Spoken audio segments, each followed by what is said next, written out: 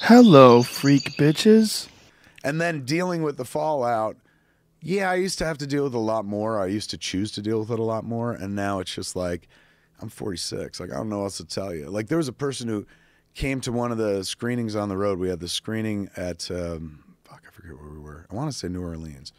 And of Yoga Hosers, and I was doing Q&A afterwards. And, you know, everyone's getting up and they're like, oh, it's fun. It's fucking stupid, and asking questions. And then one guy gets up and he is like tight, dude. He's very serious. And he's just like, okay, you told a big, long story before that movie began. And I did. There was a big intro before the movie began. Told like an hour-long story of how we got there. And he goes, that story did not match the movie I just watched. And I said, no? And he goes, not at all. And he goes, why did you make that movie? He's going, I found that unwatchable. I was like, and everyone in the audience is going, oh. And I was like, no, man, he paid. Like, he overpaid to see this movie if I'm sitting here talking. So, yeah, let him say what he wants. Like, I'm a big boy, I'm fine. And so he goes, I just don't think you ever should have made it. It's terrible. And I said, well, you understand that's subjective, right? Like, you're surrounded by a bunch of people that feel like the opposite way. So, you know, and people were applauding and shit.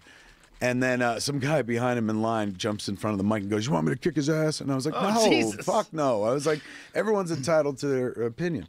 I said, but his opinion is I never should have done this. And, you know, my answer to that is like, that's ridiculous. Like, if I wanted to make it, like, that's the only reason we're here. I just want to see it. Like, you could choose not to see it, and in this instance, I'm really sorry that, like, our tastes didn't coincide. But every time I go to do one of these things, I do it the same way, whether it was Clerks up to the most recent one. I just make the movie I want to see, and hopefully others like it. And sometimes they do, and that's amazing, and it feels great. And you're like, holy shit, my finger's on the pulse. And sometimes you're fucking alone, but at least you're like, I'm happy with the thing that I made. I said, but I feel heartbroken that you came out here looking for something I didn't give you, so I said, I'm going to give you your money back. And I pulled out $40, and I was like, put it on there's like a riser speaker. And he goes, I don't want that. And I was like, no, man, honestly, it's not a trick. It's not like Jason Mewes is going to come out and hit you with a hammer. Just take it. Like, I feel bad. I want you to have a good time and shit like that. And he goes, no, I don't want that.